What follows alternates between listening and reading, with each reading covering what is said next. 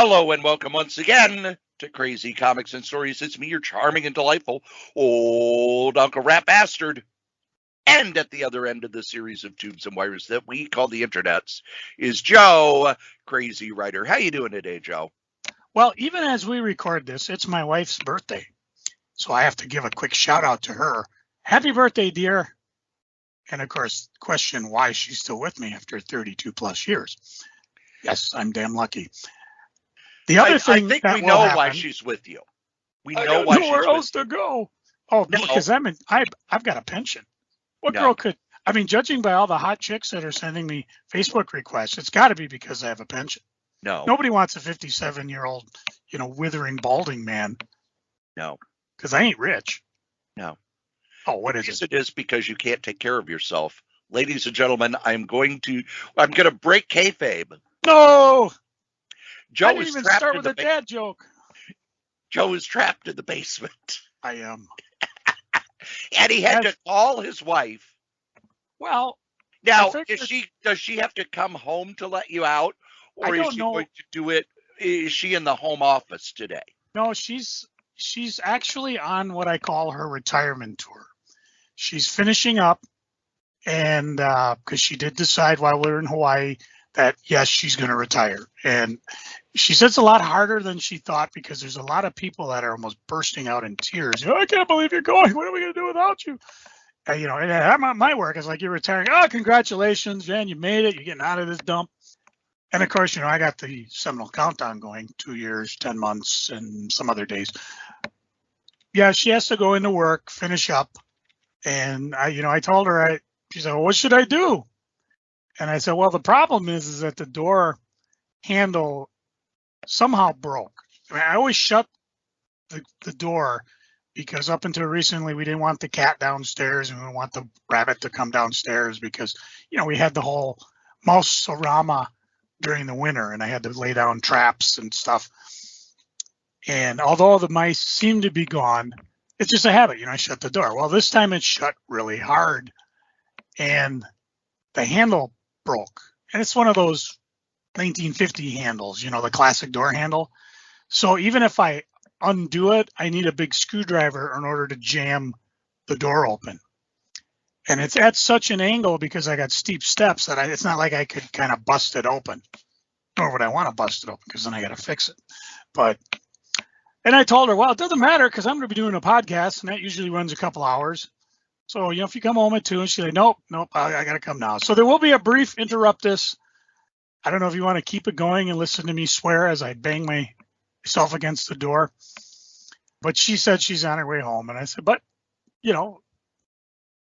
I'm just going to sit for 2 hours and podcast. And that also is, it also really doesn't matter anyways, because it's such a crappy day outside. I hadn't really planned on going anywhere. I went to sleep. It was raining. I woke up. Hey, who put the snow out there? Who do I slap about this? Someone needs a good slapping. But you know what I would do. There are tons of people who live in Minnesota on my Facebook page who are complaining about the snow, and I say the same thing. Is there a basketball tournament this weekend?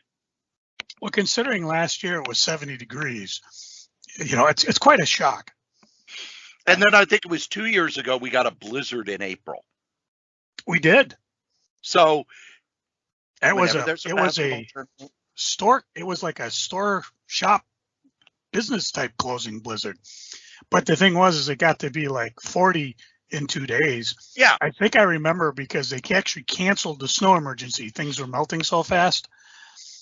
And what I always come up with the idea is that I would hate to get into like a car accident only to know 2 days later the snow was gone. So usually on days like today, if I don't have to travel, I won't. I mean, I do. I got to bring my stuff to the post office for eBay and all that, but that's just a quick jaunt away. And, I had planned to go some places and, we'll talk about that when we get to freaking and geeking. But that's not what we're here to talk about today. No, we got a wonderful book in our box day. I We got did? mine a little earlier than you, Because but I'm one it's of those guys who like signed and numbered things. So yes. I waited to get although it was signed, it wasn't numbered. So I'm a little disappointed. But You could write a number in it. yeah, but I don't know how many copies they signed. My guess is they're just signing as many as books as they have. I would one of one. Because unlike the signed replica of Overstreet Comic Book Price Guide #1, which sold out immediately and is up on eBay's for almost as high as price as an original #1 would go, this one is the Overstreet Comic Book Price Guide to Lost Universes. It was put together by Robert Overstreet, J.C. Vaughn, Scott Brandon, creative director Mark Huseman, and associate director Amanda Sharif. The reason I mention that is because I got their autographs in my book. Although I didn't get the cover I wanted, because what I wanted, they came in different covers, and I believe you can go to your previews under Gemstone and still get your copy of Lost Universes or the signed one if you want. I don't even know who the heck's on my cover. What cover did you go for when you got it? I went for the Iron Jaw cover because I actually did. I kind of like the Atlas Seaboard universe. For me, I would have gone for. Did they have a Ultraverse one? I don't see it. Maybe I would have gone for the New Universe one. They're not showing all the covers here. I'm just they are not. The book. I would have gone for the Ultraverse one. So this is kind of like the preview show. If you have a copy of this, you may read along with us as you wish. It's not necessary because we have real memories about these different lost universes. And I think what we're going to do is just jump in, go from the beginning to the end, and we'll just talk about what we're reading. It's a wonderful book. I definitely recommend it for you comic historians. It has a lot of the photojournal stuff where they show a lot of the issues in question. Not all of them, because even as I was going through, there were a few like variant covers they didn't show. And they have a brief synopsis of the various companies, as well as they talk about people involved, like Paul Ryan when they're talking about Milestone Media, or they might get a little bit deeper. Like when they talk about Atlas, there was a Demon Hunter, the Marvel character kind of tied in, which I thought was interesting. And it starts with a publisher note from Robert Overstreet, J.C. Vaughn, and Scott Brandon. So, and of course, tons and tons of ads, which are almost about as much fun. But speaking of the first one on there, since they go A to Z, is the Atlas Seaboard. Well, before we jump in, I want to talk a little about the format of the book itself. When I read about the book, I thought there would be more in the way of articles about each company and more historical stuff. There is not, such as for Atlas Seaboard, which ran for about 2 years. There is a single article from the editor that runs for a page. Well, and this editor, I mean, he was involved there, so yeah, he probably could have gone on a lot farther too. Yeah, it's just a single page, and it does show the covers of everything that they published, just like the Comic Photo Journal Guide, which was a book that came out back around 1990. They were 2 volumes for everything up to the Silver Age. And their plan was that they were going to have a picture of every cover of every comic. And they spent a lot of money going around the country to take photos of the covers in the best shape that they could find. And the plan was, if you subscribed, they would then send out stickers for the ones they had missed. Are you talking Atlas? No, I'm talking the Photo Journal Guide. Oh, okay. I got confused there for a minute. And then they did a second Photo Journal Guide, which was licensed, of Marvel books. But they never really, I think they may have sent out 1 pack of stickers, but then the project was abandoned because it didn't sell well enough for them to, they didn't make enough money to keep doing it.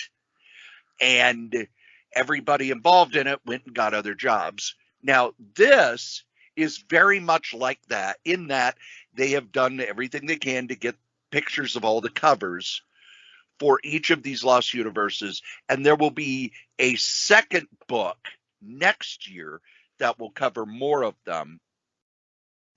So I do enjoy the book, but if you read the description, it doesn't quite match. Yeah, that was a little disappointing, because I remember when we talked about this, and this was we're recording on a Wednesday, and this is as of last Friday, and I told Cory, I don't think I'm having enough time to read this.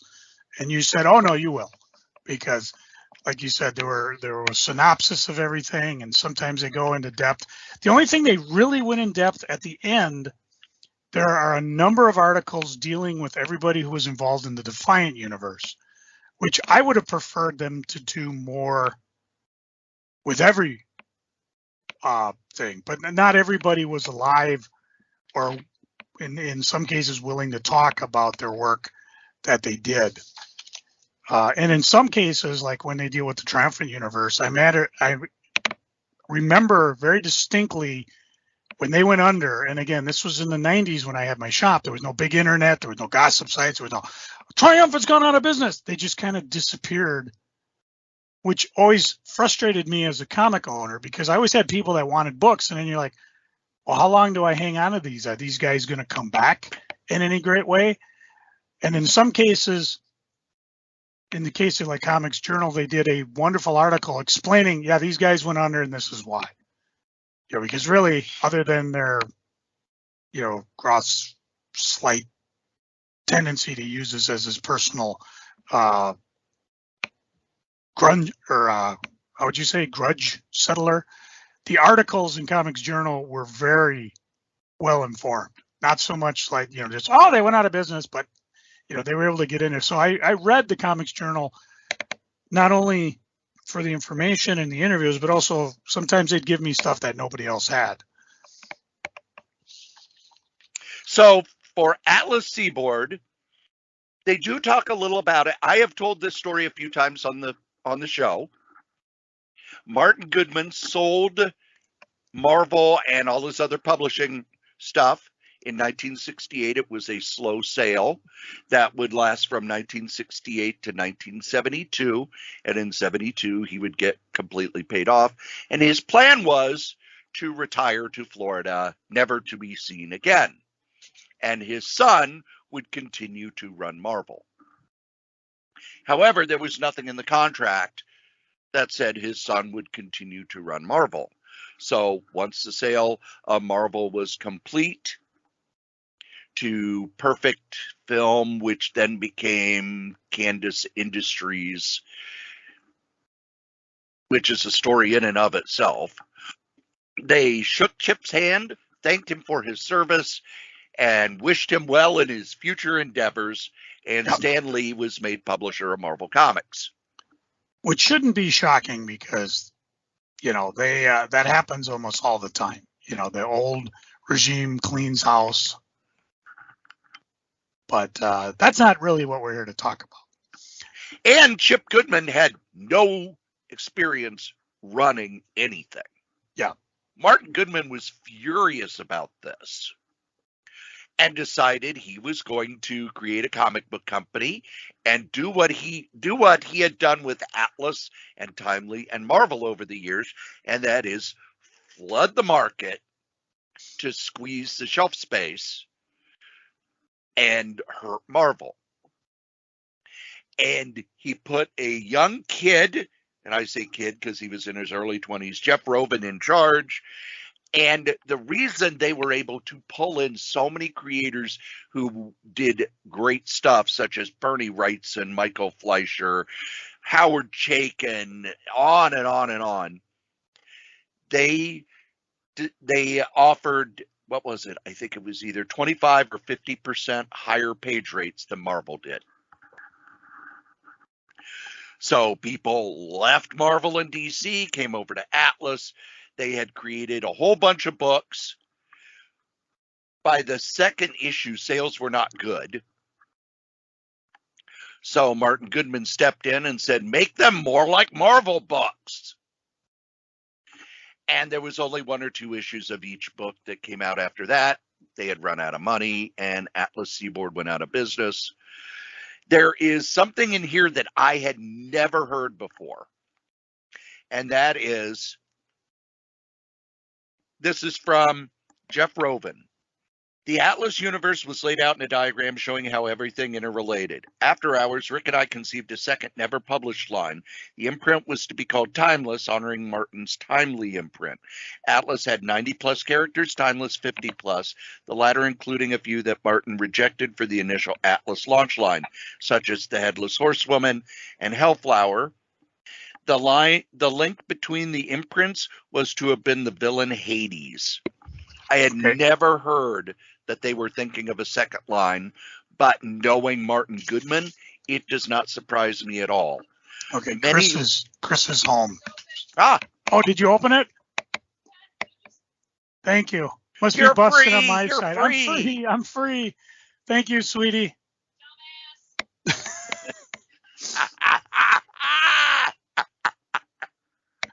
Oh, she locked it again. No, that's not a.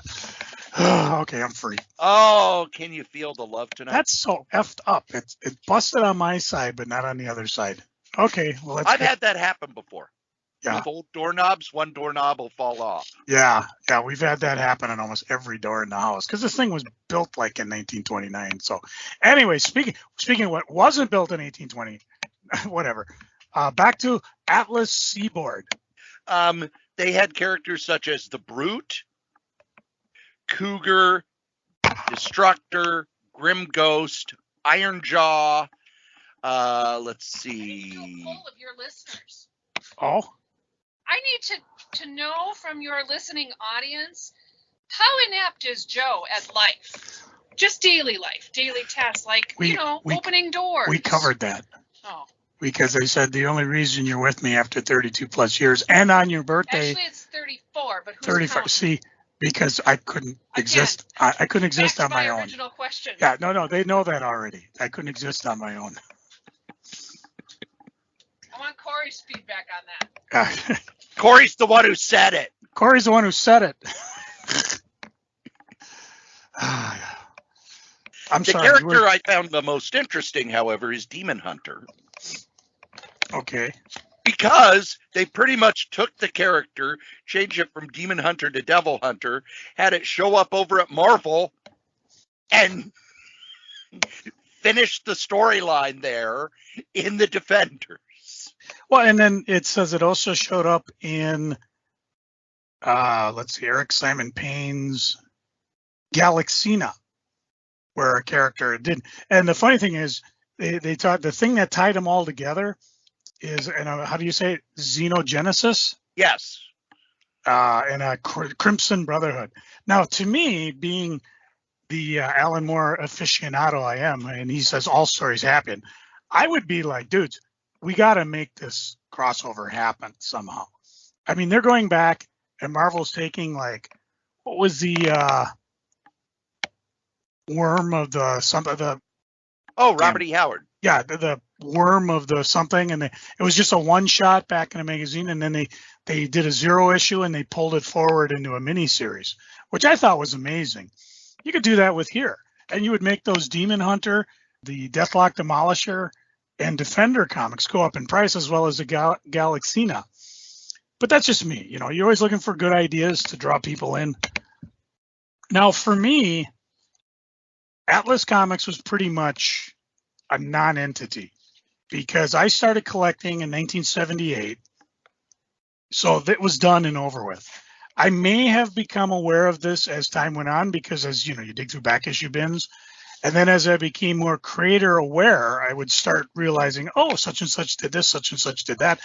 And at one time, I probably picked up most of these books. I've since eBayed them. There might be a Iron Jaw 1 or 2 left online. But they just didn't read well. And I was definitely not aware of any of the magazines they had. I mean, I'm seeing they had the Devilina, which I guess is more of a Vampirilla takeoff. But did you buy these, Cory, on the stands? I mean, how did you pick up on these? I found out about them after I never saw them on the stands. It was before I was reading superhero books. And then in the 80s, I had learned about them, especially when you would see in Marvel previews, oh, here's this character, Dominic Fortune, which was pretty much Howard Chaykin taking all the stuff he had created. I have to look because when you see it, you go, oh, wow, that is Dominic Fortune. Oh, Scorpion. You take a look at Scorpion, you go, oh, yeah, that's Dominic Fortune. And creators would kind of take the characters and the ideas and bring them over to Marvel or bring them over to DC. And then I tried finding them, and they were so hard to find. They still are. And I think it's because it was an unproven company in the 70s when DC was having trouble getting their books on the stands. So when these came out, I imagine distributors were like, never heard of Atlas, but the Marvel books sell. And that was one of the reasons that comics went into the direct market. At the time, which is 75, DC said that they were printing 3 books and selling 1 because comics were returnable. And it was just unsustainable. Marvel was doing the same thing. They were printing 3 books to sell 2. And when you look through the statement of ownership in the 70s, you'll see things like, well, they printed 300,000 copies and sold 150,000. Or they printed 250,000 copies and sold 125,000. So final question. They couldn't absorb those losses. Final question. Do you think any of the properties are sustainable now? Well, they tried to bring them back in 2010. And this article makes it sound like, oh, they went and they got the rights. This is some post-collapse ass covering. Because the reason that the Atlas 2.0 fell apart, and it even says here that J.M. DeMatteis was supposed to write Grim Ghost. The situation got a little complex. Luckily, J.M. and I are still friends. It's because J.M. DeMatteis found out, yeah, we don't have the rights. We think that nobody's going to contest for them. Yeah. I do know Tony Isabella did the Great Ghost one because I ordered them and I only got like 1 issue of them. I don't know why I didn't get the other ones. They did publish the whole series, and every so often I ask him, especially when he does his garage sales during the summer, I ask, do you have any for sale? Because I would just love to buy a set for him. But, you can look on eBays. Occasionally I find these things in the dollar bins at flea markets and that. Finding them in mint shape is real rare because nobody cared. So now also about 15, we're getting around. No, it's more like 7 or 8 years ago. There was a big article that all the characters have been bought by a movie company for creating their own cinematic universe. And then we haven't heard anything since. Yeah. I don't think we're ever going to see these characters again until they go public domain. Yeah.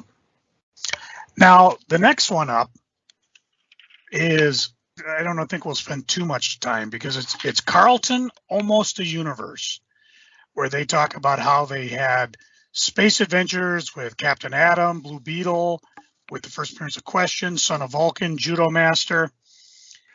Peacekeeper! They kind of talk about how, were they going to be a series or were they not? It's a moot point now because they're all part of DC.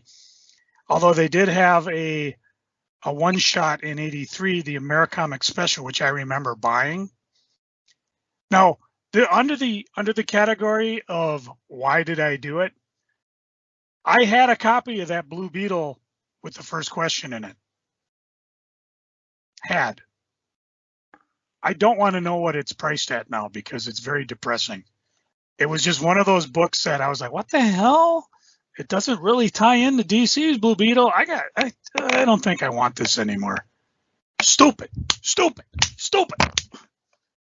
And I did appreciate Steve Ditko's question, but that's another one of those as I went through this and I see the books that I had that I don't have anymore, and I have no idea where they went.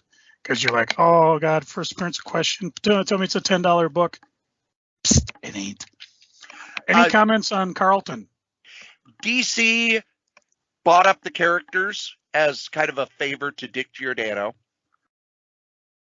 And they did in the early 2000s reprint all of the action hero stuff in a pair of the archives they used to do. It was Carlton, so it looked like crap. And when Dick Giordano left Carlton, nobody at Carlton really cared enough about the characters, and the sales weren't good enough for them to continue. So that's why the characters went away. Yeah. And DC's making hay with them. So next up. This one I remember. This one I was actually excited about. This is Dark Horse.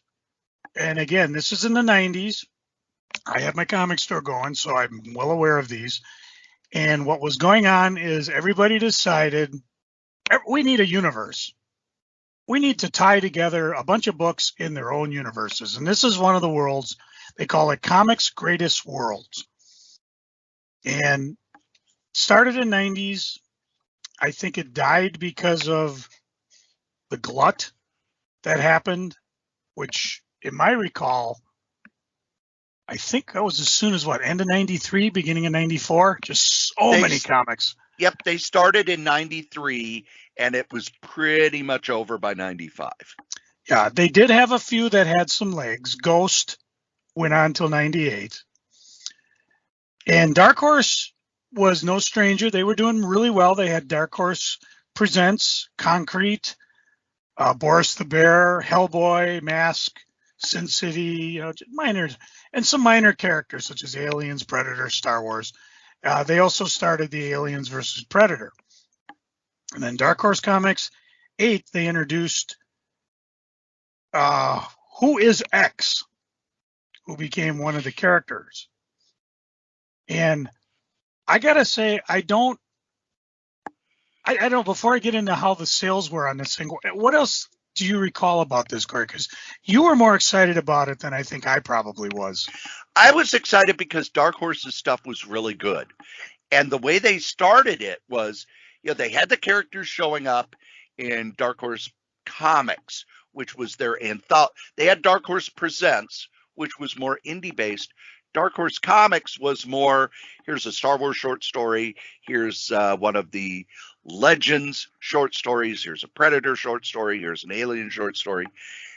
But they started it with a 12-issue series called Comics Greatest World, and each issue was about a new character. And by the time it was done, I pretty much felt like, okay, they've got 2 or 3 good characters, but it's really going to depend on who creates the books.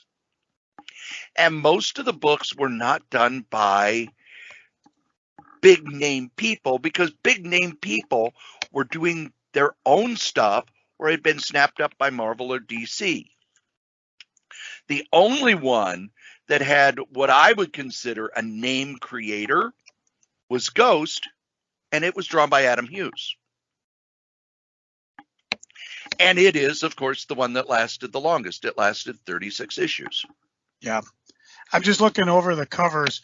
The ones they don't list here, which I found surprising, they had retailer premiums that when you bought a certain amount of the comics, you would get a pack that had this exclusive cover in it based on the various universes, because they had 16 initial weekly issues, which at first I think was harsh.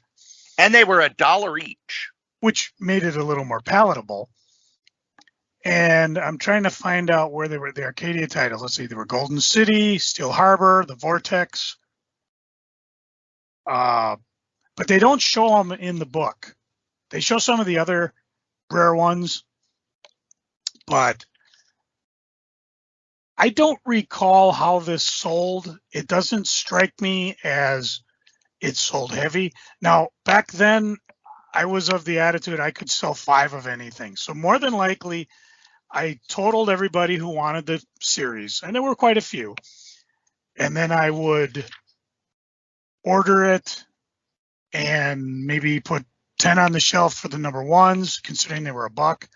I don't recall if there was any type of overage. That wasn't really kind of the thing they did back then. But I did order enough to get the various prints and specialty books and things like that. One of the more odd ones that came out, Godzilla versus Hero Zero, because they were publishing Godzilla at the time too. So that's kind of a crossover.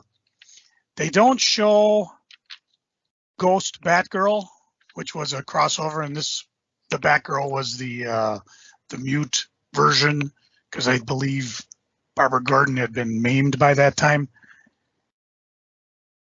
And of course, Mask was crossed over into it, as well as Predator in the X series, and that might have been just to try to get some oomph into the series, but it just kind of faded.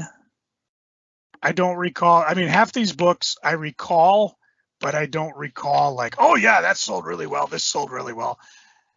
Barbed Wire may have gotten some rub just because of the Pamela Anderson movie, but it didn't really tie over into anything.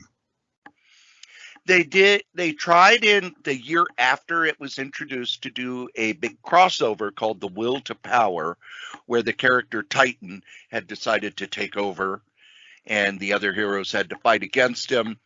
It didn't do a lot. And by the end, X lasted for 25 issues, Ghost lasted for 36. Everything else just kind of faded away after about they rarely made it to 10 issues, because again, this was a time when there were tons of superhero books and there was nothing special about these. If they would have put it out 2 years earlier, would have been better. They would have waited and done it 10 years later, would have been better. But this was at a time where everybody had to have their own superhero universe. It was too much and too fast. The weekly series. Yeah. I mean, you had people that were used to the idea of once a month. And we're going to revisit that criticism where it was too much, too fast. You didn't organically grow it. It was just like, here it is. I'm just looking over the eBay prices. They're not terrible, although some of those Adam Hughes covers are just gorgeous, especially, Barbed Wire. I mean, come on. And I did see there is a signed by Barbed Wire #1 by Pamela Anderson, but that looks to be the remake that Dynamite did. Pamela Anderson. Yeah. Do you think? Well, again, I'm suspect as to whether or not we'll see these again, because Dark Horse was just bought out by, was it a media company? And they may, maybe not comic-wise, but they may try to movie-wise or do some type of Netflix-type show. So we may see these series pop up. They tried X recently, and it didn't sell. But the thing to remember, the other reason that Dark Horse did this, most of their books were characters they didn't own. Yeah. These are characters they own. So somebody's got intellectual property is always something important. Remember that one of the things that Sony is kicking themselves for is they were offered everything by Marvel, and they said, "Now just want Spider-Man." All right. We're not going to get to all of these, by the way, because we're already at 45 minutes, Joe. Well, maybe we can cut this into a two-parter. Yeah. We haven't done that in a while, because a lot of these are ones that, like the next one is Continuity Comics, which I found continuity to be just fascinating. Yeah. This was started in 79 with New Hero Portfolio, and then somewhere along the line in 70, when did they start? The comics themselves. They started when I had my shop. Well, let's get into that, shall we? Okay, because I'm looking at just the comics. There's more leading up to this than before. Because many of these books were printed by, like Ms. Mystic. First few issues were from Pacific, And the first Miss Mystic came out in 1982. I remember that because we were really big. Pacific and First and Eclipse, when they showed up on the scenes, really caught a lot of people's attention because they were creator-owned stuff and they seemed to be more interesting, and they were publishing things that DC Marvel didn't. And of course, they eventually went the way of the dodo. It was always interesting to see who picked up what property to keep it going.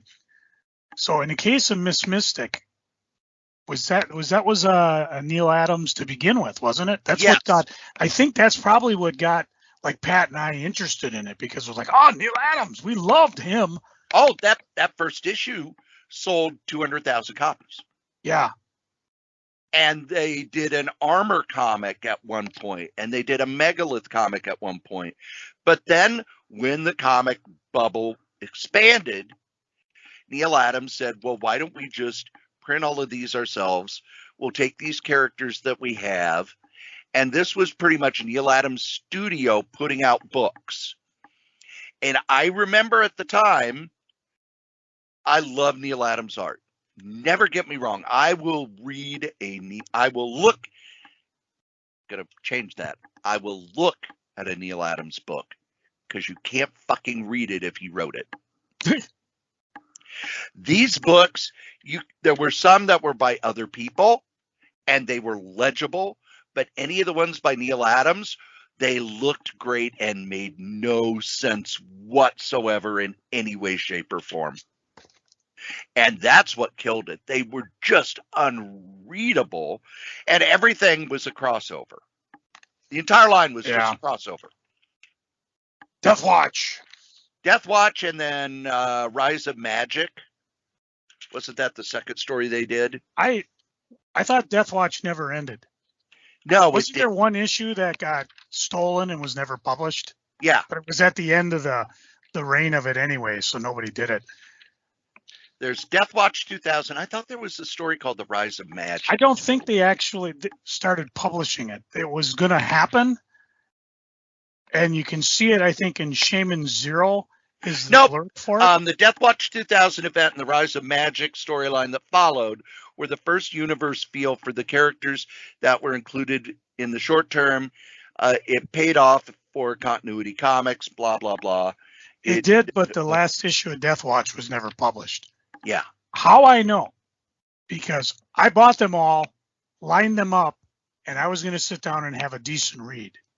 And it never happened. Yeah. Looking through the line, there's a couple things I want to just kind of giggle over. Well, Joe, what was the best selling continuity book and why? I would say it was Valerie the She-Bat because of boobs. And everybody was like, oh, yeah, that's going to be good. The other thing that was interesting. You're forgetting the other thing that sold Valeria the She-Bat. What's that? Oh, well, no, because Spawn. Initially it was going to be a Spawn crossover. Yep. And I forget what issue. Issue number 2. Todd pulled out on it. And they shipped it at the numbers people had ordered for the Spawn crossover. No, they tried to. And they made them resolicit because they didn't ship them that way. The back then, what the deal was is you had, and this also ties in when we finally get up to Death Mate. Huh? Oh my God! He's gonna puke! He's gonna puke! He's gonna puke! He's gonna puke! But you had a 3-month window before the distributor would step in and cancel a book. And other than DC, which was really good at taking books back, it was like pulling teeth to get someone to redo a book. Oftentimes something would ship, the company go out of business, and then you were kind of stuck with it. It changed later on. I believe Brian Hibbs did a lawsuit against Marvel because a book called Brotherhood had come out that was nowhere near like it was solicited. So as the time I sold my shop, things changed. Nowadays, you got final order cutoff. If I know a book's a lemon, I can cut back. If I know it's good, I can increase it. Everything is more instantaneous. You don't have to fax things or call things. I could just do it online with email, or just do it online sometimes with the actual publisher. So, yeah, that was probably the best-selling one. I do remember they came out what they called the Tyvek Indestructible cover through some of their books. I think Earth number 4. Well, good old Dave Storberg, one of our employees, worked very hard and tenaciously over the course of a week and was able to, in fact, yes, destroy a Tyvek cover. I don't think he ripped it. He just kind of mauled it. So much for being indestructible. Which is funny because Tyvek is the stuff they use on houses when they're building them. Well, you can destroy that stuff too if you want, but a lot of the books were bagged with a card. Like I said, that's how I recall my Death Watch, because I had the entire thing set up because I was just going to stop, rip them open, and read them. I was actually looking forward to it until the fiasco with the last issue. I have in the past had the Valerie Shebats. I think it came with an acetate cover. Let me fire up the old Atomic Avenue. I was going to sing it. I do like the fact that there was Valeria the Shebat number 1, Valeria the Shebat number 1, Valeria the Shebat number 5. Valerie 2 and 3, and yeah, they didn't exist. No, 1, 2, and 5. So yeah, number 1 has an acetate cover. There's a white cover that was kind of the variant, and then Neil Adams signed a few, so some of those might be pricey. And then number 5 was the Tyvek wraparound cover. So there you go. I did see. Let's see if it's the same character. I did see Windjammer comic published a Valerie the Shebat. Again, Neil Adams. 2 issues. It might have been just a reprint of 1 and 2. That was in '95, so that might have been their way of coming up. But yeah, continuity just stopped. It was just one of those. Yep, it stopped. And I do recall, probably through Buyer's Guide, Comic Buyer's Guide, the article that we refer to where why? Well, somebody stole the last issues of art, and whoever's got it's never resurfaced, because I imagine Neil Adams would be quite interesting to have a discussion with that person. Well, they say stolen. Let's remember that. Okay, I'm trying to think of the best way to put this. We're not sure. The art could not be found. There is, Joe, you remember the comic Warlock by Marvel, right? Yes. Do you know why it was canceled? The initial one or the Jim Starlin one? Actually, I don't know. The sales were not that great. And the artist for issue 16 accidentally left the art in a cab when he came to Marvel to drop it off. So when he came up, went through, I don't have the art for that issue. Crap. Well, do you want me to redraw it? They were like, it's going to be late, so it'll cost us more money than we would make publishing it. It's done. Oh. Was it like mid-storyline or? No, it was a complete issue. No, I mean, was the story part of the storyline, or was it just like a standalone? It had Jim Starlin had gone to standalone issues because they had told him it could be canceled at any moment. Oh, okay. I see what you're saying. So the art was lost, and they went, by the way, the artist who lost it was Alan Weiss. Now, one of the things... Wouldn't it be great to be time travelers and go back and find this stuff? Hey, look what I found! One of the things I also want to do, is it worth picking up the issues? For Atlas Seaboard, they are very typical 70s comics. You can read each issue on its own because they do recaps. Even if they're continued, you do get a complete story, which is how Marvel and DC did stuff at the time. I haven't read any of the revamp Atlas stuff. For Comics Greatest World, they're readable. They're not great. If you could get them dirt cheap, you want to get a full story because they They are continued. They don't do as well with recaps. Continuity, if you like Neil Adams art, they're pretty to look at because it's Neil Adams and everybody drawing like him, except for the comic Samaree, which was by, I don't remember the name of the artist. I think it was Mark Beecham. And every drawing of the lead character was taken from a penthouse pose. Huh. And it is creepy as hell to read. Our next and last series we're going to look at, because I an hour is what we like to try to keep this at, is CrossGen Comics, which CrossGen was a publisher that I thought had a brilliant idea, but they ran out of money. What it was, the creator of CrossGen had got a whole bunch of money. I've heard all sorts of rumors about where it was, everything from he won the lottery to he inherited it. But he looked at comics like a businessman and didn't like the idea of freelancers. And that's how he was able to get a lot of the creators he got. He said, I'm going to have a studio in Florida. You come in, you work an 8-hour day, and then you go home. You have profit sharing, you have medical coverage, etc., etc., etc. The characters and all were sort of created by the group, which will happen again when we get to Malibu. And what he was going to do was he was going to have individual issues. Then he was going to have trade paperbacks that would basically print each month's worth of books. Then there would be paperbacks for the book trade. And the problem was, even though it was doing okay, their sales never really got above 20,000 copies, and they ran out of money because their cost per book was higher than Marvel or DC or anything like that. He thought that he would recoup it with the trade paperbacks, but they didn't last long enough for that to occur. They had creators such as Chuck Dixon, Butch Geist, Steve Epting, Jeff Johnson, Barbara Kessel, Greg Land, Ron Mars, Brandon Peterson, Bart Sears, Dexter Vines, Mark Wade, George Perez, J.M. DeMatteis, and this was a company that when George Perez signed his contract, there was a clause in his contract that if Avengers versus JLA was ever greenlit, he could go do that book.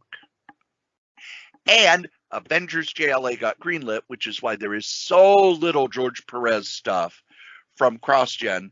I do think if George Perez would have been able to draw for them more, they might have lasted longer. The people who liked these books absolutely loved them. They bought into the whole universe. They loved the art style, which was very different from other comics at the time. And you've noticed that those names I've mentioned, almost all of them have gone back to comics and had great runs. What I found interesting about CrossGen is not only were they doing really well with the creators, but they also went and they solicited retailers from around the country. They had a retailer roundtable before the first issues were published and asked for retailers' inputs as to what can we do to help your books sell. And that's where you got customer review copies that would ship before the actual books. If you look through, you'll see like CrossGen #1, but there was also a customer review copy, and you can see it because they were shipped beforehand, and across the bottom says customer review copy, not for sale. Here's the Diamond reorder code. So I had these books in hand. I could put them on the counter, let people look at them. They actually invited, I believe, Dan Wiesenmeyer from Hot Comics. Let's see, in the 2000s, what were they? I think we were just down to 2 stores again. No, 3 stores at the moment. And I thought that was significant. So we came in, we had extra stuff we could give away. We had posters. We were all ready. We were ramped up. We gave it a shot. I had sold the store before CrossGen died. But like you said, I can't really tell you how they sold. They must have sold okay. I never bought any of them. The only one I remember buying was Sojourn, just because I thought the character was interesting. And I had read the entire run. It did not survive my purge. The issues aren't terribly expensive. And Cory, what did you read? Did you read the entire run, or did you just pick? I did not read the entire run. I picked up the trade paperback monthly books, and I thought that they were interesting. There weren't superhero books. They were more fantasy, science fiction. You had a mystery book with Ruse by Mark Waid, which was fantastic. But there were just too many comics coming out, and they were a company who, all right, we're starting up. Here's 8 new number ones. Yeah, too much, too fast. Ready for the weird part of this, Joe? There's more. Yes, after CrossGen went under. Oh, yeah. Now, do you know why Disney bought them? Let's see. This was before Disney. I'm cheating. I'm reading along, so go ahead and tell the people. Disney wanted, I have to pronounce it right, Abazad, which was created by J.M.D. Matthias and Mark Plug. They wanted that. They thought that they could turn it into an animated film. They did do a couple Abazad books. The film never materialized. It got caught in development hell. But Disney bought the entire company just for that one property. Then Disney bought Marvel so that Marvel could now, and they basically just gave it to Marvel. Marvel tried to bring it back. They did a Ruse miniseries and a Sigil miniseries, neither of which sold more than 10,000 copies an issue. It doesn't even blip on my radar. Yeah. Because when it came out, I think I might have even thought about, hey, if they did a Sojourn, I might pick it up. But because it flopped so hard, Marvel said, well, there's obviously no demand for it, and they've been sitting in the vault ever since. I would think if Marvel worked them into the Marvel universe somehow, maybe people might be interested. And again, it doesn't have to be, here's a new series, but just have the characters show up here and there. But like you said, because they're not superheroes, it would take a really good editor or publisher to go the distance to bring them in and make it interesting. Obviously Marvel doesn't care. Well, and we have to, one of the things that Marvel can't do, they can't go, okay, this has failed twice, let's try it again, without some sort of idea that it could be profitable a third time. Well, that's why I'm saying you do like, and again, we're popping ahead because New Universe was one of our lost universes. You can bring the concepts into other books. And if they work, if people catch on, spin it off, or just keep the properties in the books. And again, having not read many of these, I don't know how easy that would be. But I mean, I see Mystic, I see, where'd he go? A lot of these look like they could fit right into like a Doctor Strange book or like a mystery book. Sojourn might be a little more difficult because that was more period piece. You read, what was the one that was a mystery? Ruse. Would that work? Could you see folding that into a Marvel universe? It was set in the Victorian era. No superhero elements whatsoever. They have enough trouble with period pieces.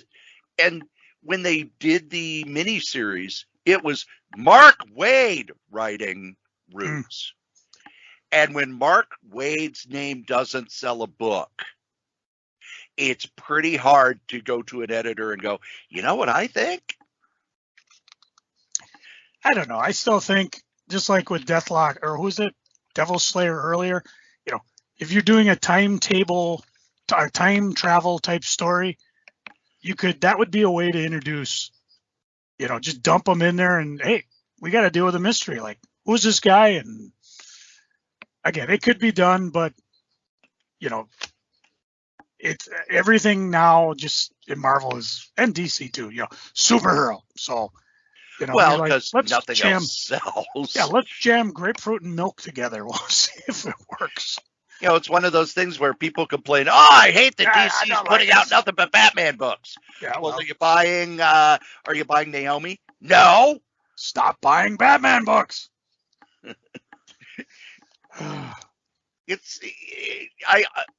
That's one of those things that has bugged me since I was a kid. I hate the fact that they're doing all these blah blah blah movies, books, etc., etc. Well, did you pay money to see them, or do you watch it? Yes. Well, then you're going to get more. But 90% of the time, it's no. I don't like reality TV. I don't watch it. I'm not adding my voice to the people who, I'm going to hate watch this. Yeah. It's one of the things I say about WWE. I watched WWE for years. I started in 1990. And let's face it, WWE from 1990 to 1995 was not easy watching. And then the last 5 to 7 years, it was like, oh my God, watching Raw for 3 hours is a chore. But maybe there's something good in the show.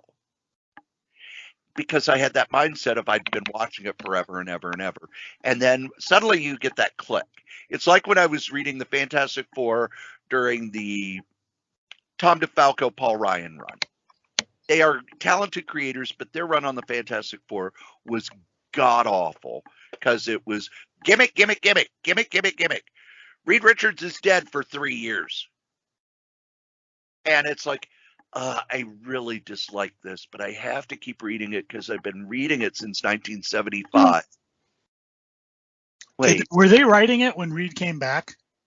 I never read those stories, so I don't know. Oh, because what was interesting, what caught my attention, is that whoever dumped Reed in the past, and again, I don't even remember who, put him in an era that was so far removed from technology that he couldn't invent the things he needed to get back to the future. And it was by happenstance that they found him. And I thought that was brilliant. It's almost like the Doctor Who Weeping Angel thing. Yeah. You know how I get rid of you? I throw you in the past. Well, they threw him so far in the past, like caveman time, not to get the Geico guys mad at me. And I thought that was, again, I don't know if he wrote that, but that I thought was actually interesting. But what happened with that run was it finally broke in my brain. I don't need to keep collecting this if I don't like it. Yeah. And that was almost a death knell for a ton of Marvel books. I didn't like Thor anymore. Drop. I didn't like Avengers anymore. Drop. Didn't like X-Men anymore. Okay, I'm going to go through. Boy, this Age of Apocalypse is a really good time to drop the book. Drop, drop, drop, drop, drop. And now I only read the stuff that I enjoy. Same with WWE. I finally got to the point where I've got 10 episodes of Raw on the DVR, and I don't want to watch these. Well, why do I have to? Drop. Yeah. Same happened with SmackDown later. It was the only thing good on SmackDown is when Roman Reigns is on, and I have to wade through 90 minutes of crap to get to that. Drop. NXT, they've gotten rid of everybody I like and the stories are stupid. Drop. It's the only way to tell people, I don't like this and I'm not going to give you my time and or money anymore. You know who does need your time and money, Joe? Me. Well, that's later in the show. But your security. You need to be safe on the internet because the internet is full of malware and trolls and people trying to steal your information and different companies that don't want you to see stuff that you could see if you were in another country. And you could solve all that with our sponsor, NordVPN. Our newest sponsor is NordVPN. Let's be honest, if you're out on the internet, you need a VPN to protect you. There's all sorts of things going on the internet where people can track you. You could accidentally download a keylogger, all sorts of things. NordVPN gives the best security possible. It has a password manager which generates complex passwords, syncs across all your devices, stores your notes and credit card information.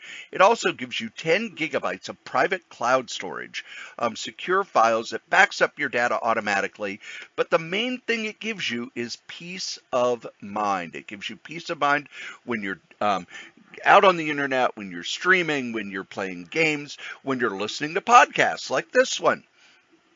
It gives you safety anywhere at any time. It protects your online activity. You get full access to all content. And if you use the link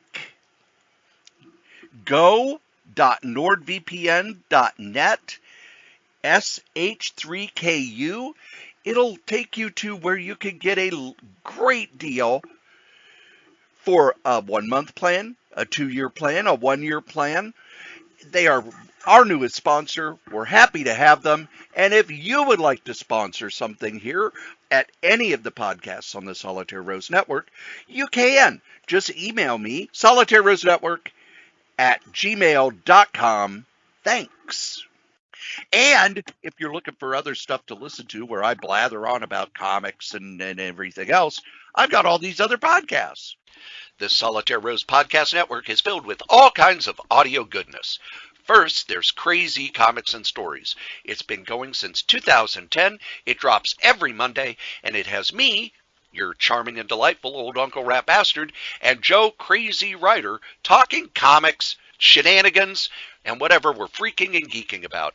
Every Monday morning. It's been going since 2010, and it's available at crazycomics.solitairerose.com.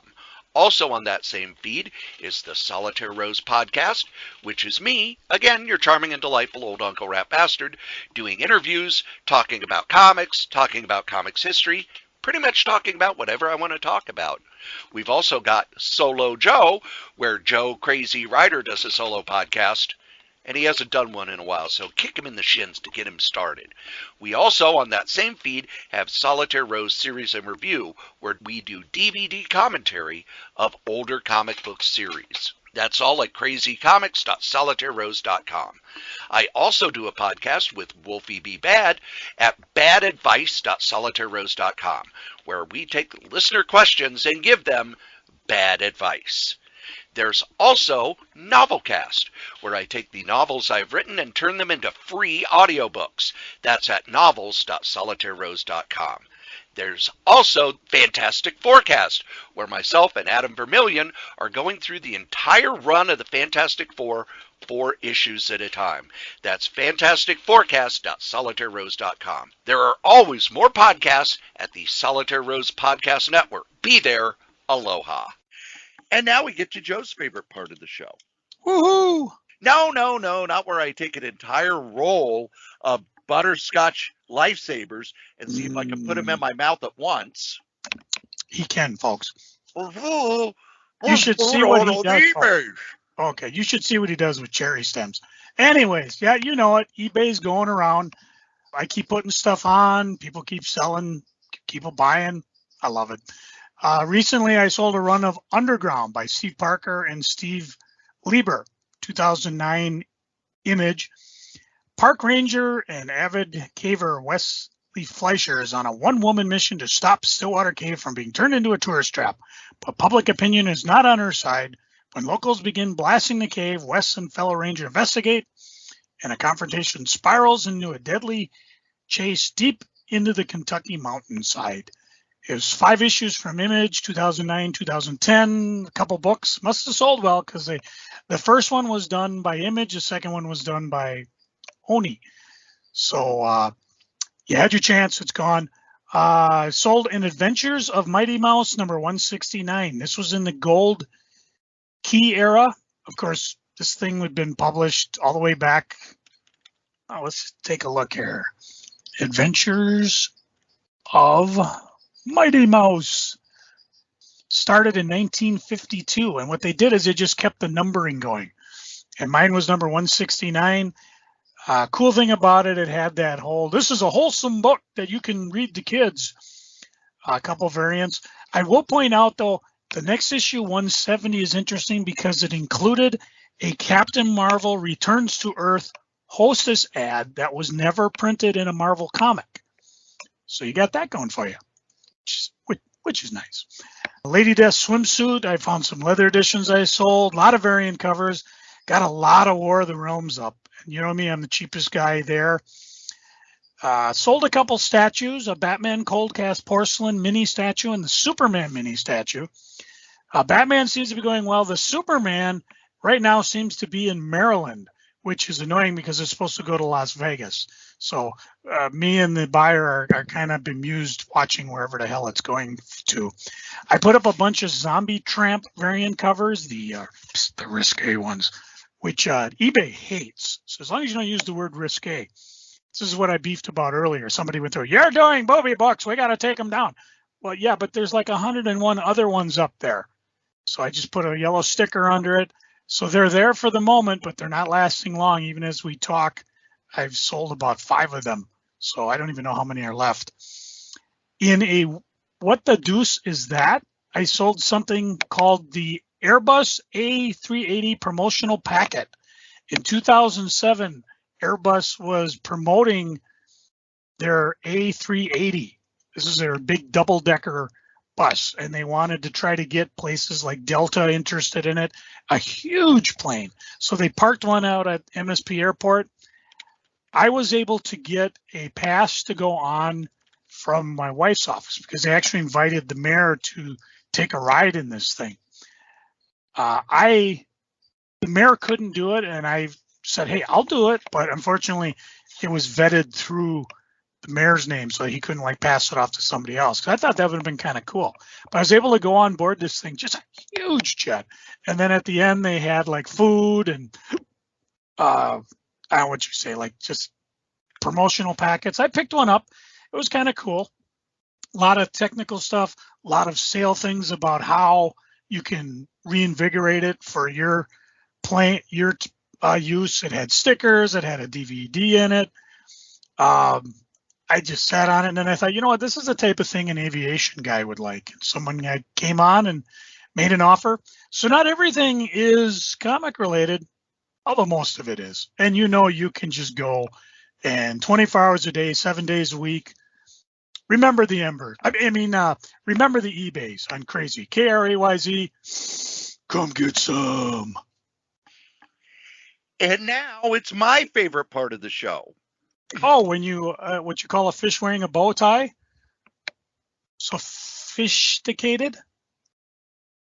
You really like fish sticks, don't you? I do. No, it's Freaking and Geeking Joe. What are you freaking on? Oh, just Facebook again. I got this annoying bullshit thing on my phone. You tell me if you got it, Cory. It's where certain things come up. Yeah, right here. Like Scott's mentioned you in a comment. Get notifications on your phone. Turn on push notifications to stay connected on Facebook. Not now. Oh, guess what? It popped up again. Not now. Not now.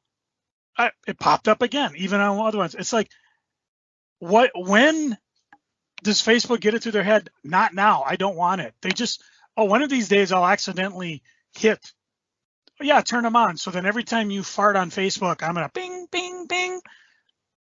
Just, I don't know where it came from. I don't know why Facebook thinks it's a good idea, why they insist on annoying us. They've already lost young people. My kids are in their 20s. They hardly ever go on Facebook. There's times I've got to like send them a text like, hey, I posted a couple pictures you might be interested in. So that's annoying. On a more serious note, I have one of the members of my family has a very serious health crisis going on. I'm not at liberty to say whom, but if you are one to eat a pie to try to get good karma their way, if you have a special insight to God, just say your prayers, keep this person in their thoughts. I'm sure as this person decides to go more public with it, They might. It's just one of those things that's weighing on me. You never want to be faced with someone else's mortality.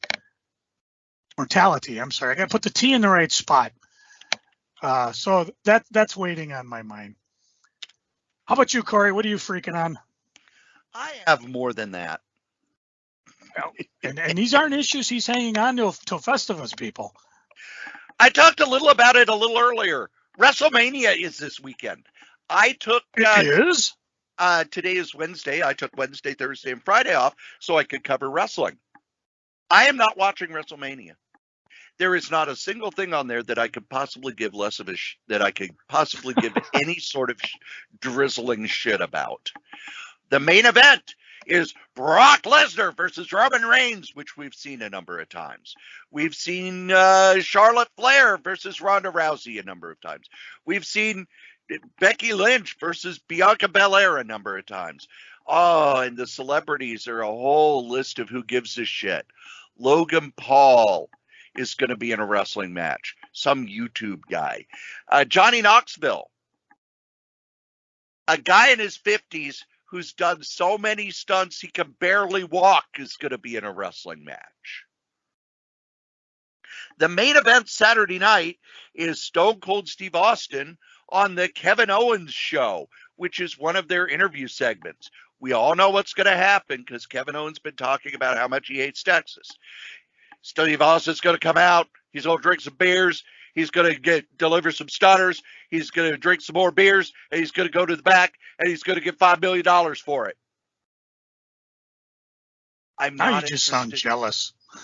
No, I'm not interested. Everything on there is either uninteresting or we've seen it before over and over. There's nothing new here. They haven't built toward anything. I just don't care. Now, last year, I delayed watching WrestleMania because I didn't care. The year before that was in the Performance Center, and I watched it out of morbid curiosity. But they don't even know how to build to WrestleMania anymore. The matches are boring. The stories are stupid. They got rid of a lot of they pared the roster down, so we're seeing the same matches over and over and over and over and over and over and over, and they don't matter. It's okay, well, we got 3 hours to fill. Throw these two people out there, have them wrestle. Well, what are they wrestling about? They're wrestling about 15 minutes. Not this person doesn't like this person, or this person has an issue with this person, or this person wants the title and they have to fight their way up. One big thing about every other company that I like: All Elite Wrestling, New Japan Pro Wrestling, Major League Wrestling. When two people get into the ring, they have an issue.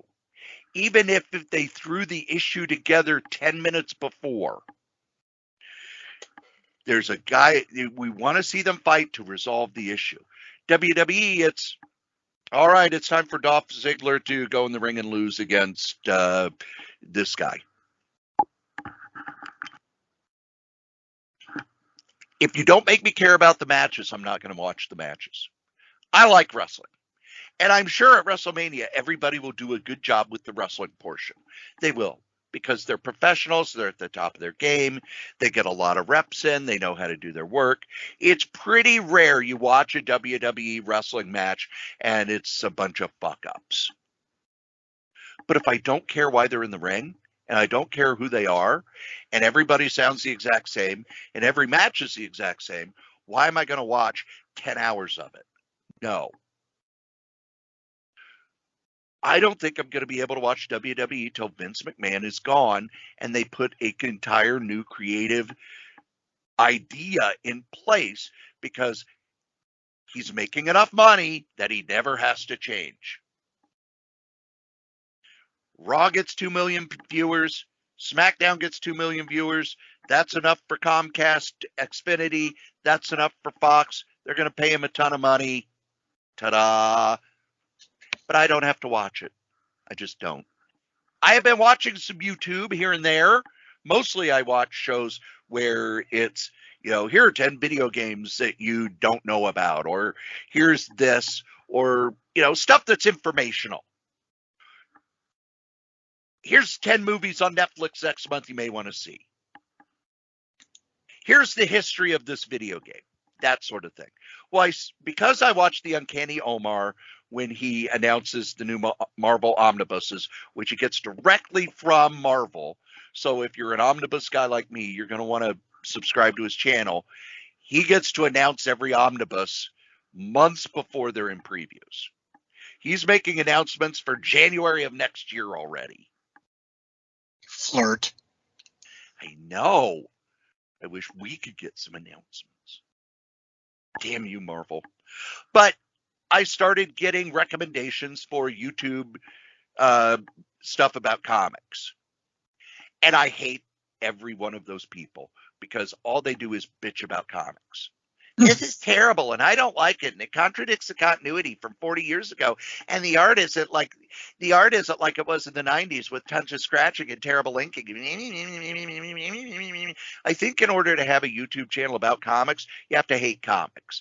It's like the slap herd round the world took over Facebook Monday and Tuesday. And Joe, you probably saw the joke I made. Hey, is the internet returned to normal so people can hate me for liking The Last Jedi and modern comics? Yeah. It's all, I hate it, I hate it, I hate it, I hate it. You're like a 5-year-old holding his breath. I hate it. If Marvel doesn't get rid of all the black people and all the women, I will hold my breath until I pass out and hit my head on the coffee table. I hate the fact that they spend all their time talking about what they hate. I could do that. I could easily do that. And it would be very entertaining.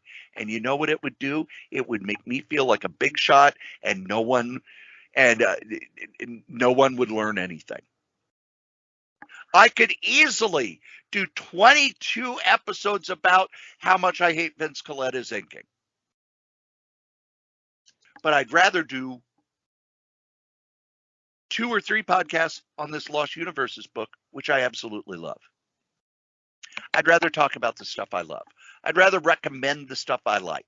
When we do reviews, I pick out books that I think are going to be good. And if they miss the mark, I'm going to tell you why they missed the mark. I won't go, this idea is stupid and I hate it and you should hate it too. And there's a girl involved. Yeah. The other thing that I've grown to hate over the last few weeks, and it really happened Monday and Tuesday, is everybody's hot take. What? A hot take is my first thought on this controversial thing. Oh. And the thing is, none of your hot takes are original. None of your hot takes are new. If you went to Facebook on Monday, there were 2 groups of people. Will Smith was wrong and Chris Rock was wrong. Now, because everybody's reacting in the moment, from their gut, from their emotion, not thinking about it. Then over the next few days, you got this wonderful piece by Kareem Abdul-Jabbar, which talked about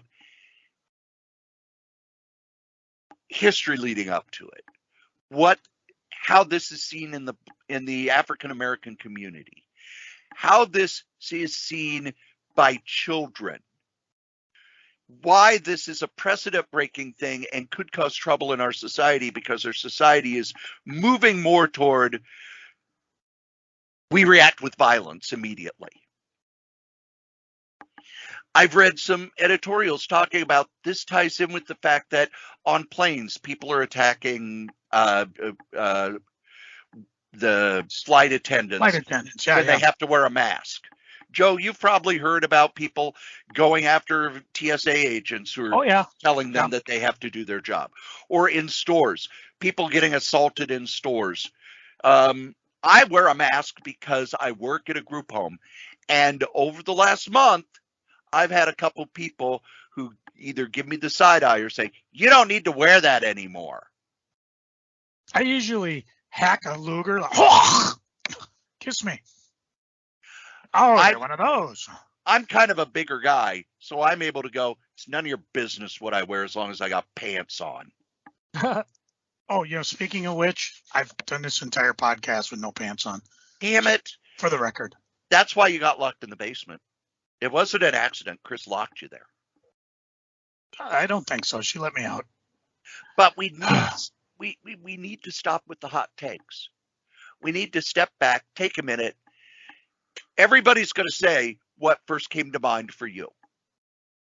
When I made my statement on it, it was something I hadn't seen, which was nobody, if somebody uses violence and says it's violence in the name of love, there's a problem with them. Love does not, you don't act out violently in love.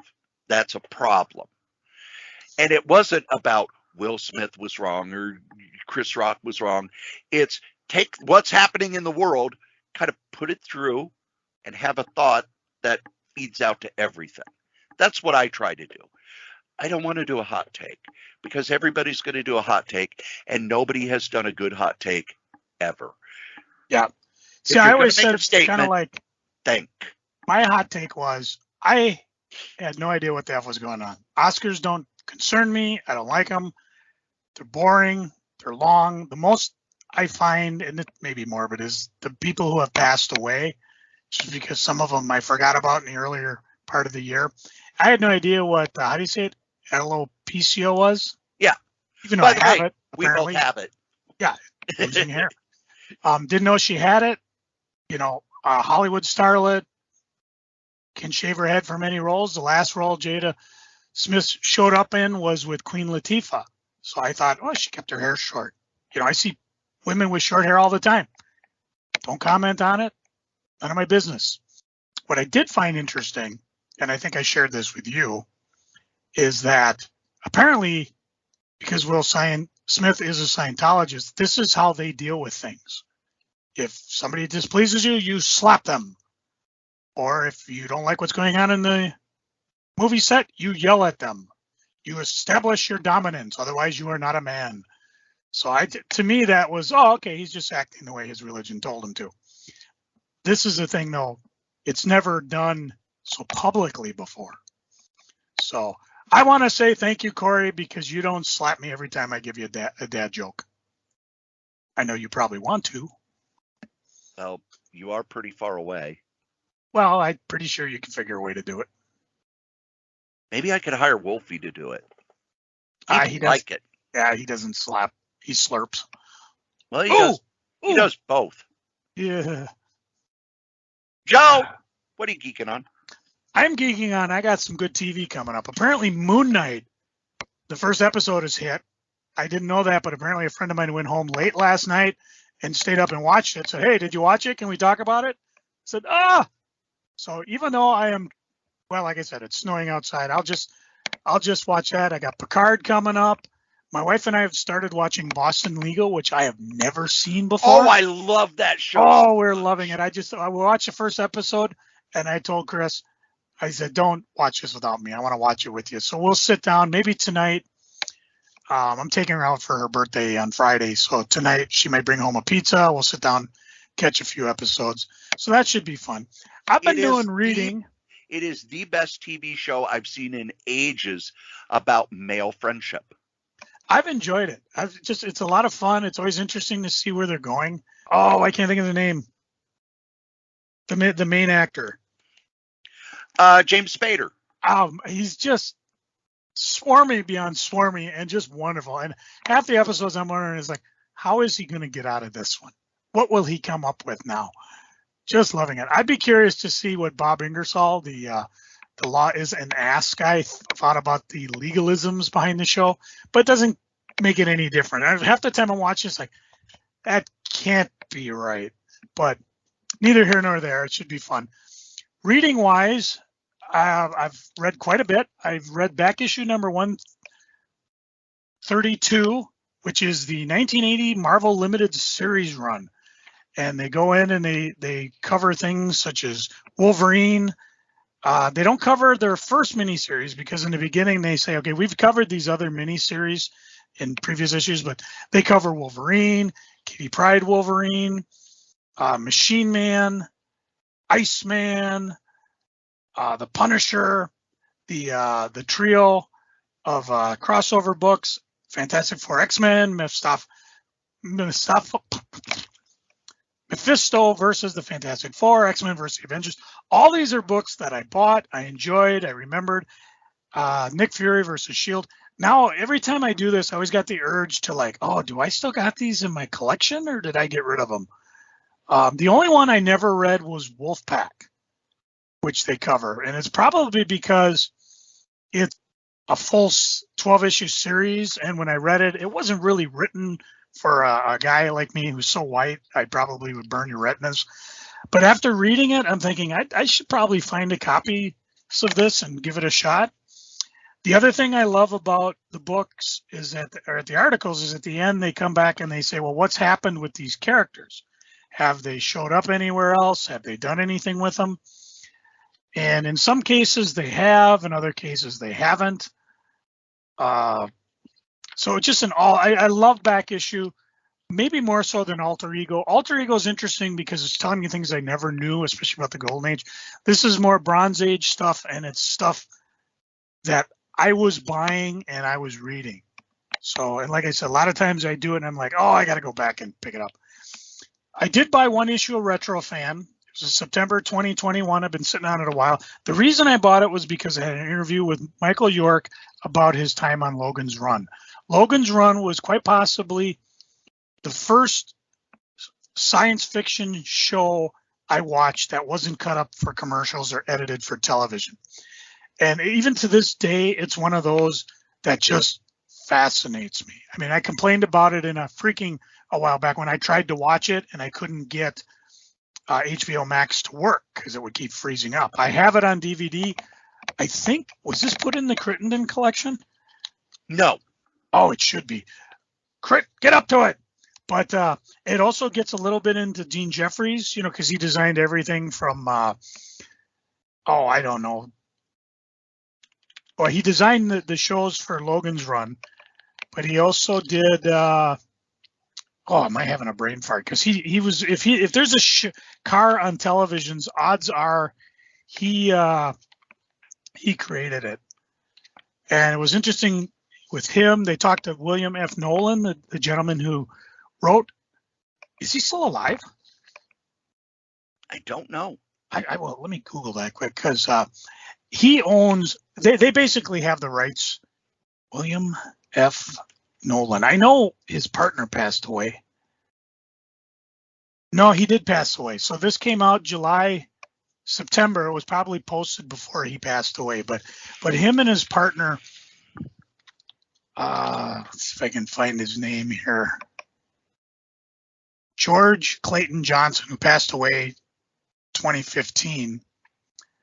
They own the rights to Logan's Run, and they had at the time of this being published a few books continuing the Logan's Run. So the books he wrote are way different from the movie, from the TV show, from the comics. Although the comics did, especially the Malibu ones, did a good job of adaptation of it. But this is just one of those series that I just love. They go on to talk about the Marvel superhero cartoons. Not the Spider-Man, but the ones where they just took the comic book, added mouth and eye movements, and went forward. There was a Too Much TV quiz where they talked about game shows. And of course, I recognize Art Fleming, Wink Markendale, Gene Ryman. But some of the guys like Bill Cullen, David Martin, Rupert, I can't pronounce his name. I couldn't figure out what show he was on, but that was fun. They did a guy who became friends with Tanya Roberts, did kind of a remembrance of her. And the other one that was interesting, they had an article about Wolfman Jack.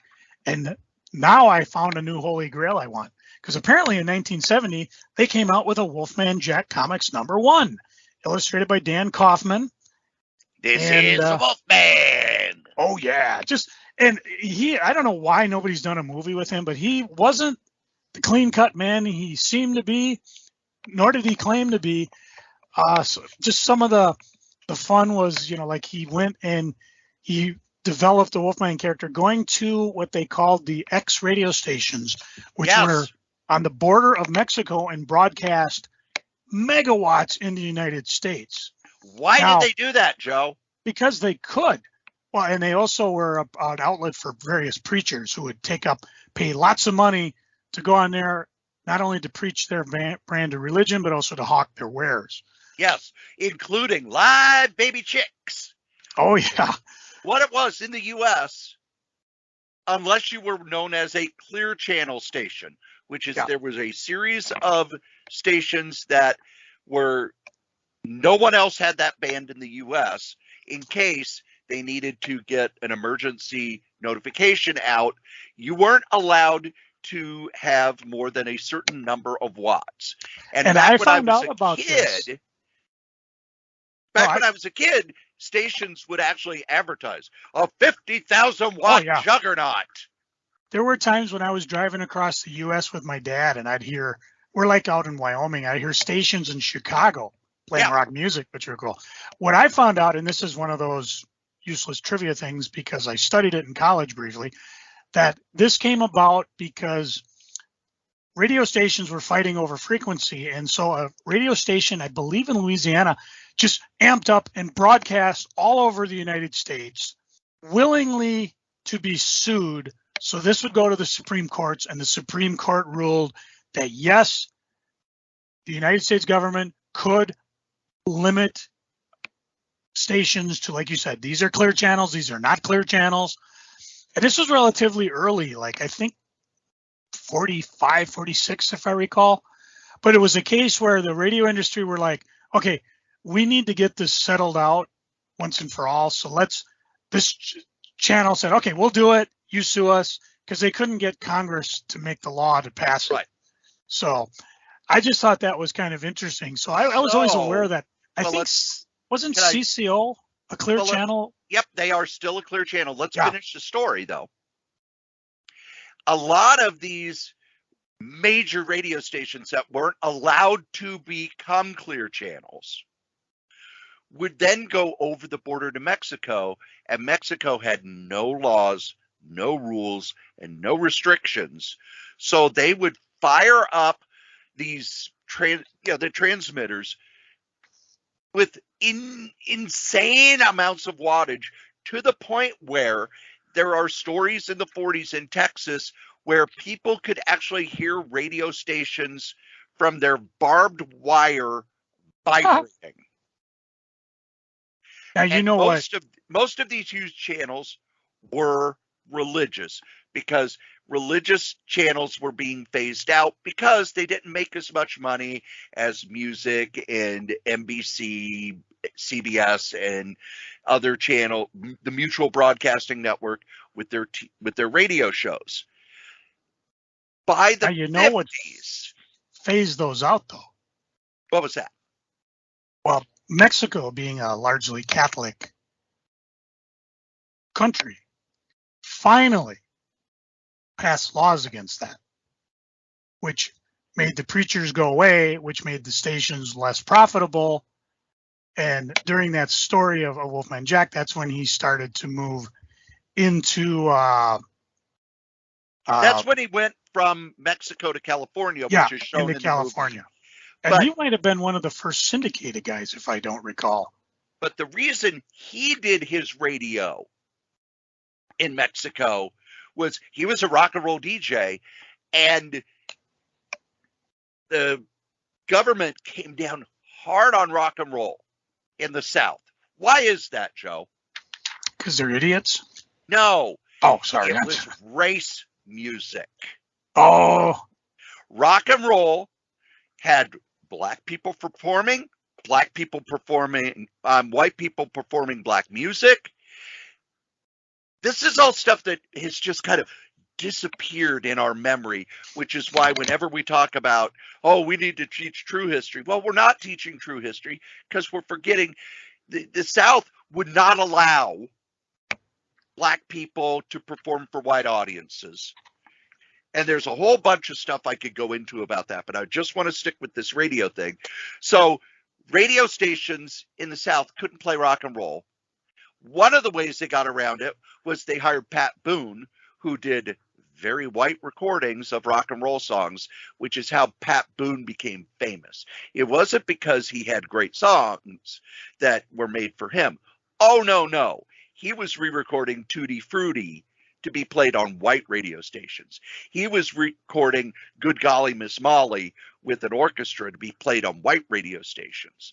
So Wolfman Jack had been, basically he'd been moved out and he wanted to still play rock and roll. So he got himself a border radio station, and that way they could get rock and roll music into the South.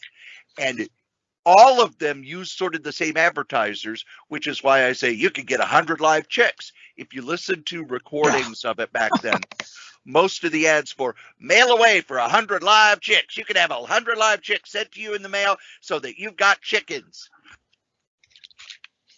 He came back across when the race barrier broke. And one of the biggest bands that broke that race barrier. At the same time, the Mexicans government figured out how to shut these guys down. But the band that broke that race barrier pretty much for all time was the Beatles. Yeah, we've talked about that earlier. When they went into the South, they wouldn't perform unless they didn't want segregation. They were told that they could perform in white-only places, and they said, well, then we will not perform. Yeah. So there's your critical race theory for the week. There's an interesting write-up about the drive-in theater, things about collecting comic art, good story on HR Puff and stuff. Yeah, this Retro Fan is really, it's quite the, I'm pretty sure you can find a lot of this online, but the problem is you're going to have to endure tons of ads. So I'm still not buying it regularly, but if I see a topic I like, I might pick it up. I did read Maestro World War M #1. It's Peter David writing Maestro. What else could you like? It's just fascinating. I was able to read runs of Amazing Spider-Man, Justice League, and they were fun. I was actually getting excited for it. The big one I read the entire Paper Girls from Brian K. Vaughan, Cliff Chiang. Sorry, Cliff, give us a call. We'll say it right. This is operators are standing by. This is through Image. This is a soft cover omnibus, for better words. Awesome way to read it. Amazing epic. Follows 4 newspaper delivery girls from the year 1988 who uncover the most important story of all time. Lots of drama, lots of mystery, lots of friends. I could see this becoming the next online series, or streaming series on whatever, HBO Max or whomever. So hopefully somebody optioned this thing because it's brilliant. If you haven't read it, go out and find it. Again, I don't want to give away any spoilers because it was such a joy to read through it and not have any spoilers. I read this in one day. That's how, and because I get to a point where I find myself steamrolling, like I got to get to the next page. And then sometimes I'd have to stop, back up and see what was going on. There's a new comic shop in town. I will probably have a review of it next episode because I'm dying to get there, called Gamer Island. It's down in Hastings, 1806 Vermilion Street, Suite L100. They say it's a retro video game, also selling Pokemon, Yu-Gi-Oh, Magic the Gathering, comics, collectibles. It's killing me because people are posting things they bought, and I've been trying to get down there since I got back from Hawaii, and it just ain't happening. Today it ain't happening because I don't feel like driving in slush. I was able to get to a toy show this weekend, and right here is my pile of stuff. These are from the Minnesota Toy Posse, and next time they seem to be going for monthly toys. The only toy I bought was a Lego-esque type Optimus Prime, 90 pieces. You can do in truck or farm. He's only asking $5, but I bought a ton of comics, which is really weird for a toy show. I'll mention a few here. One of them's called War House.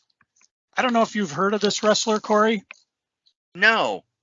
It's actually autographed by him. This came from Valor Printing LCD, so maybe he just self-published this, but it's a wrestling comic book. I was asking who the character was, and he said, well, it's this guy over here, but he wasn't sure who he wrestled with either. It's online if you can find it. see if I can give a hint. I just bought it because it looked interesting. It's a wrestling comic, which I like. And I'll see if he's got a website I can refer you to. It doesn't look like it. Looks like this was more of a Kickstarter thing. So, but it is based on Warhausen. Warhausen. So apparently to be continued. So, but I bought it because it was autographed. Let's see what else. I found a bunch of giveaways, like the Toys R Us Limited, a couple other cheap books. Like I bought a less beat up copy of X-Men and Teen Titans together. Got Days of Future Past. Found some old Westerns. Let's see. Going down, guy had a bunch of books for $2 a piece. So I picked up a copy of The Green Arrow by Jack Kirby. I mean, $2. A couple beat up Golden Age, United States Fighting Air Force, number 22. Vacation in Disneyland. Huey, Dewey, and Louie back to school. They're beat to hell, but some good reading. Here's, let's see. Oh, here are the giveaways. Be Extra Safe. Kid Print and the X-Men. This was a Blockbuster giveaway. Here's the Pizza Hut giveaway when they had the Marvel Collector Editions, and of course they shrunk them down for the videotape. Madness in Murder World, which was I got a cleaner copy of that from the old Commodore 64 game, which I could never get anywhere in. Let's see, digging deeper, I got a set of Secret Wars, the Mile High Comics run. It looks like a complete run of the Marvel Spider-Man collectible series back when the toy came from, I think Toy Biz was doing them, and they had a comic book in back where they usually would reprint whoever the character was. Like number 11 was Dr. Octopus. Oh, what other goodies do I have? Oh, there's more coming. Are we there? Oh, wow, I just had a power outage.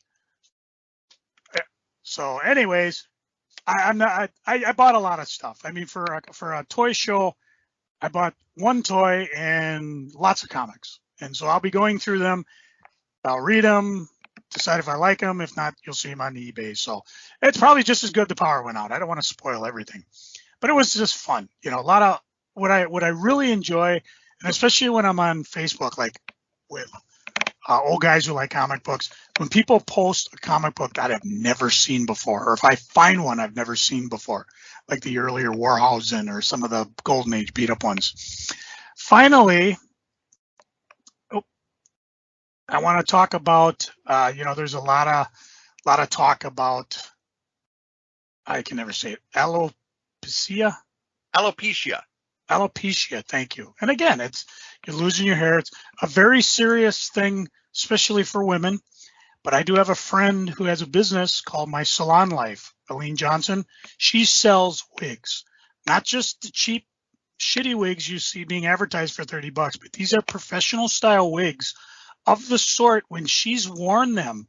The only reason I know they're not wigs is because her hair changed, and I know her. But you could never tell if they were a wig. A lot of times I'll ask, I said, are you wearing one of your wigs? And she'll say, yes. I said, the only reason I know is because they're professional. And I know her, and you suddenly see a drastic hairstyle. Otherwise, indetectable. So if you do have a problem, go to My Salon Life on Facebook. And she's in Woodbury, Minnesota. www.mysalonlife.com. Again, if you need your nails done, you need a manicure or whatever, awesome person to talk to, but she's one of the few people I know that's doing the wigs in such a way that,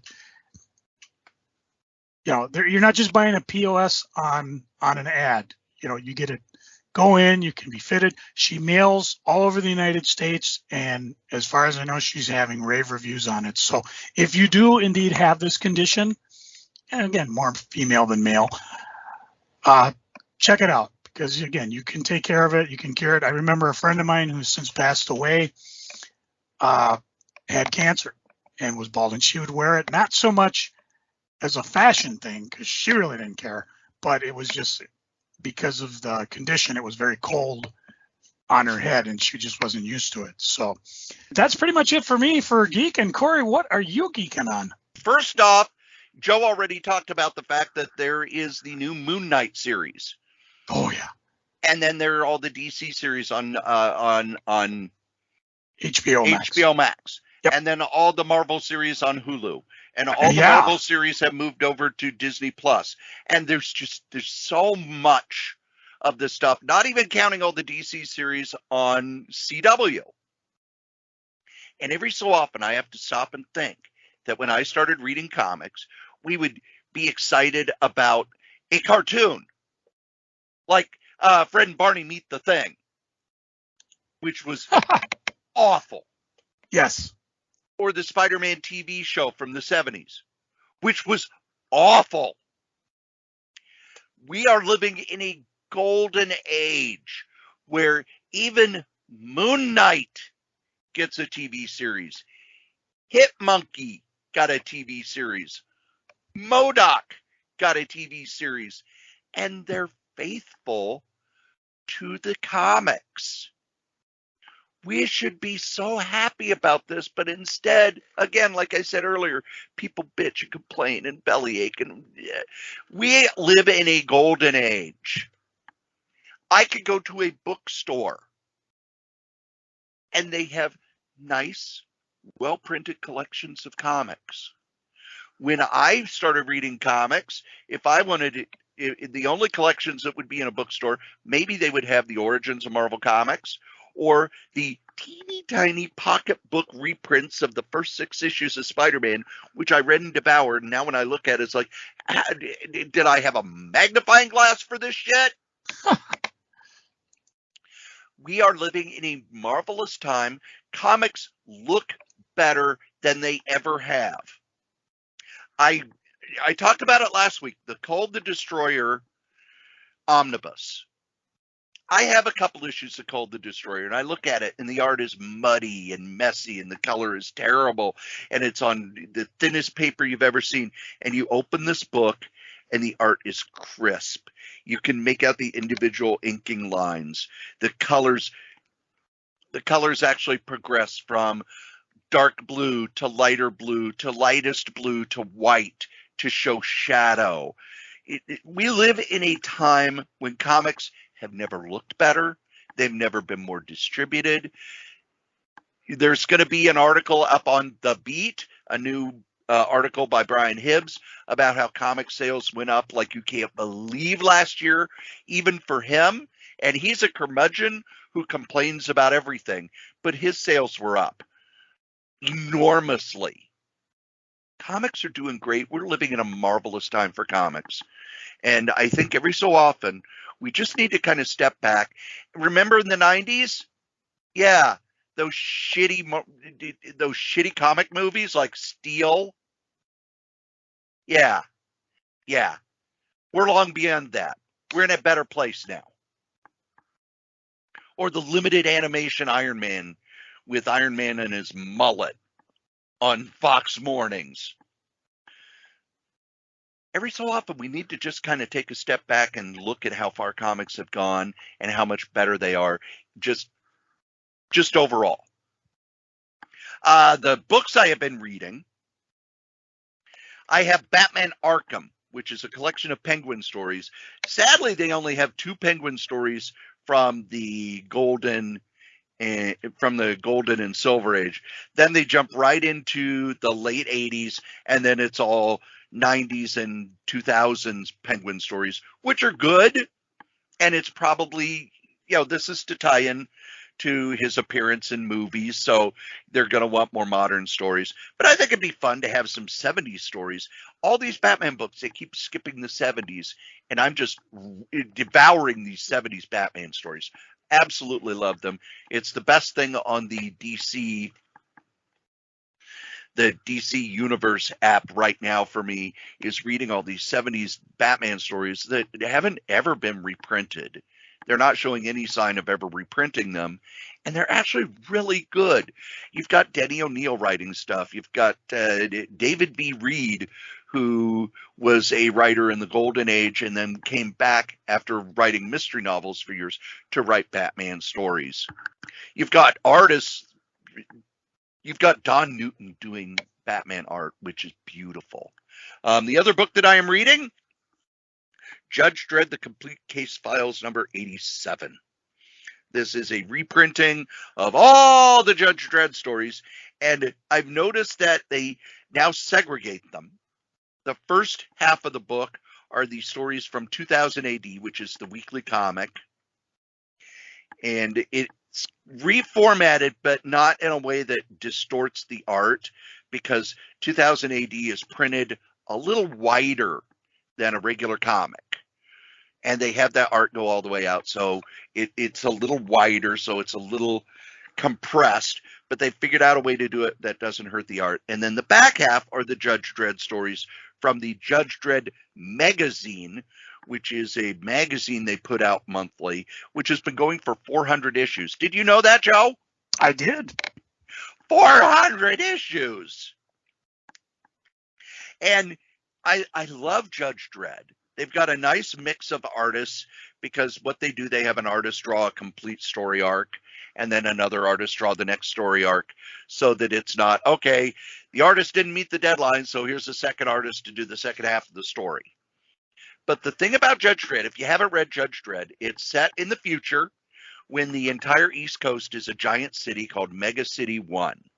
They no longer have cops because there's so many people that they have judges who will arrest and convict you on the spot.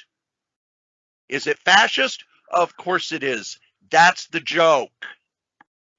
Dredd himself is the best judge there is. So the story is about the people, the criminals, the crimes, the city, the situation. Judge Dredd himself never changes. It's been 45 years. Never changes. Why? Because that's not the point of the story. The point of the story is, how does Judge Dredd deal with the issue? And in a lot of ways, it was why Garth Ennis's run on The Punisher was so good. Punisher himself does not change. He shouldn't change. His family was killed by criminals, so he kills criminals. Period. End of statement. Don't do anything to him. It's all about, how does he go after the criminal? Is the criminal interesting? Is it a good opponent?